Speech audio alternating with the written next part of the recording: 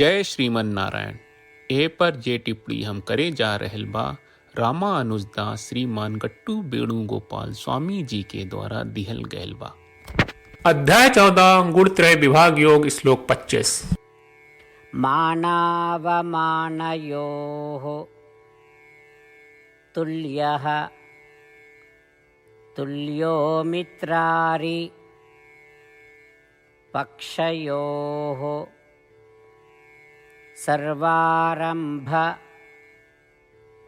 परित्यागी गुणातीतः स उच्यते। ओम। गीताचार श्री कृष्ण परमात्मा अर्जुन समेत हमनी सबके गुणत्रय विभाग योग सिखा रहल बानी। परमात्मा कहत बाड़न तीनों गुण के पार करे वाला अर्जुन के ठीक ओसे ही सम्मान और अपमान कहल जाला जैसे उनकर प्रशंसा और निंदा कहल जाला। ई लोग दोस्त और दुश्मन के प्रति एके जैसन रहेला। ई समझ के कि ई मतभेद खाली शरीर से संबंधित बा, भौतिक सुख के खोज छोड़ के सब उद्यम के त्याग कर देले। उपयुक्त सब कर्म करे वाला और तीनों गुण से परे चले वाला लोग के ही अर्जुन कहल जाला। ई कह के श्री कृष्ण परमात्मा उ व्यक्ति के जीवन के मार्ग बतावत बाड़न जे तीनों गुण से प्रभावित न होके। ऐसे हमनी के इज्जत आ बेइज्जती के प्रति समता होके के कोशिश करी के चाहिए, काहे कि उ खाली शरीर के हवे और हमनी के दोस्त और दुश्मन के प्रति समता के प्रयास करे के चाहिए, काहे कि उ खाली शरीर के हवे। साथे साथे हमनी के लगातार आत्मा के ध्यान करे के प्रयास करे के चाहिए और क्षणिक सुख के खोज छोड़े के चाहिए। एकरा अलावा सत्य गुण, रजोगुण और तमोगुण के दबावे के खातिर और तीनों गुण से बदल ना होके के खातिर हमनी के आपन सब कर्म श्री कृष्ण परमात्मा श्रीमन नारायण की सेवा के रूप में और श्रीमन नारायण के हाथ में साधक के रूप में काम करे के चाहिए। श्री कृष्ण परमात्मा के उपदेश के ध्यान करत हमनी के आपन शरीर के उपयोग श्रीमन नारायण के प्राप्ति खातिर करी जा।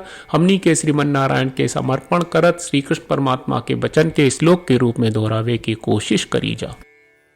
मानावमानयोस्तुल्यः तुल्यो मित्रारिपक्षयोः सर्वारंभ परित्यागी गुणातीतः स उच्यते। श्रीमद् भगवत गीता का पूरा सार श्री कृष्ण परमात्मा ने अध्याय 18वें के श्लोक 65 से 70 में 8 काम करे खातिर दिले बाड़े। श्री कृष्ण कहले हम ओ लोगन से प्रेम करनी जो लोग इन 8 बातन के मान तारे। हम ओ भक्तन के हर तरह से रक्षा करब। श्री कृष्ण परमात्मा के द्वारा बोलल गईल संपूर्ण भगवत गीता सुनला के बाद अर्जुन कहले करिष्ये वचनम त्वा, जेके मतलब बा कृष्ण मैं उही करब जौन आप कही। यही कारण बा श्री कृष्ण अर्जुन के हर तरह के सफलता आ विजय प्रदान करेले। आई परमात्मा के आपन व्रत देई कि हमनी के ये 8 गौ कर्म के पालन करी जा। ई वचन परमात्मा के देवे से बड़न कौनो पूजा तपस्या यज्ञ नहीं। हम 8 प्रण कहब जौन हमनी के करे के चाहिए। आप सब कृपया इन्हन के आपन दिमाग और दिल में सोची। श्री कृष्ण के आपन वचन देवे के ई तरीका में हमनी सबकी कल्पना करे के चाहिए कि श्री कृष्ण का चेहरा खुशी से चमकत बा और खुशी के एहसास करत बा। जय श्रीमन नारायण। यहाँ हमनी के 8 वादा बा। हमनी के पहला वादा, हे श्रीमन नारायण आपका निर्देश के मुताबिक हम हमेशा तोहार ध्यान करब और तोहार बारे में सोचब।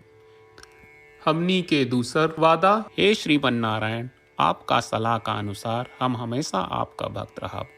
हमनी के तीसर वादा, हे श्रीमन नारायण हम आपन सब काम तोहरा सेवा के रूप में और तोहरा संतुष्टि खातिर करब।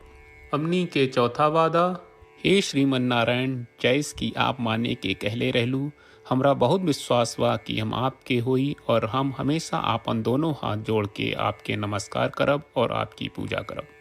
हमनी के पांचवा वादा, हे श्रीमन नारायण हमरा के तोरा बात माम एकम शरणम ब्रज 1866 याद कहले, जहां आप हमरा के आपन का अर्पित करे का कहा।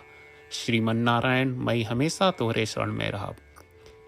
हमनी के छठवां वादा, हे श्रीमन नारायण हमरा के तोहरा बात माँ सुचहा 1866 याद कहले, कि आप हमनी के शोक ना करे का आश्वासन दे रहे बड़े, हम अब और शोक ना करब। हमनी के सातवां वादा। हे श्रीमन नारायण, आपने हमरा खातिर श्रीमद् भगवत गीता के वितरण करके हम सबके कृपा कहले और आशीर्वाद दहले बा। हम वादा करत बानी कि रोजाना कम से कम एक श्लोक पढ़ब या सुनब। हमनी के आठवां वादा। हे श्रीमन नारायण, आप गीता के पूरा मानवता तक ले गयलू। हम गीता में आपके दिव्य वचन के उन भक्तन तक पहुँचावे के प्रयास करब जे गीता से अपरिचित बा। हे श्रीमन नारायण, हम उई करब जौन तू करे का कहब। हम ऐसन व्यवहार करब जैसन आप चाहत बानी और हम खाली आपका खातिर काम करब। श्रीमन नारायण के रोज आपन वचन देहल कि हम ओइस करब जैस आप कहत बानी, ई अपने आप में बड़न पूजा बा।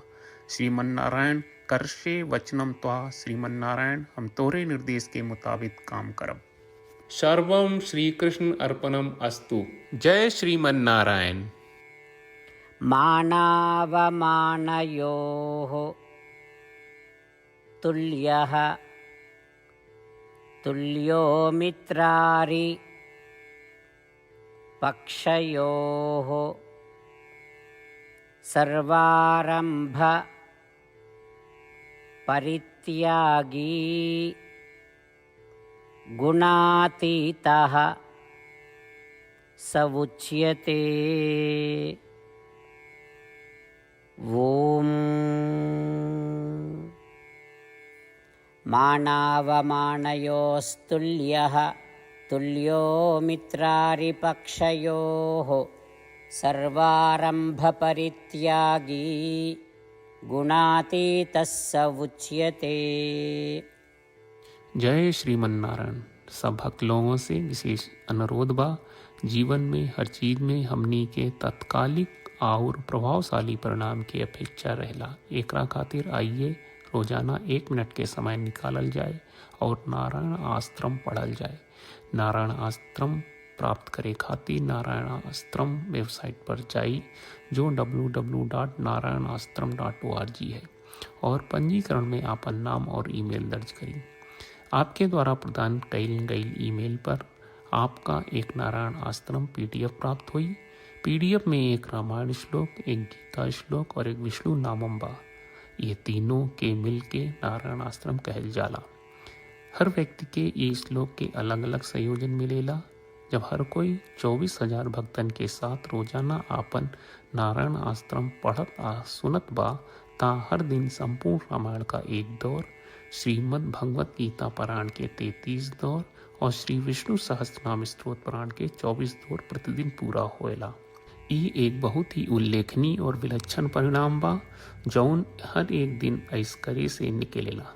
ई कारण बा कि आप और आपके परिवार के सदस्य तुरते जाके आपन नारायण आश्रम प्राप्त करी। जय श्रीमन नारायण।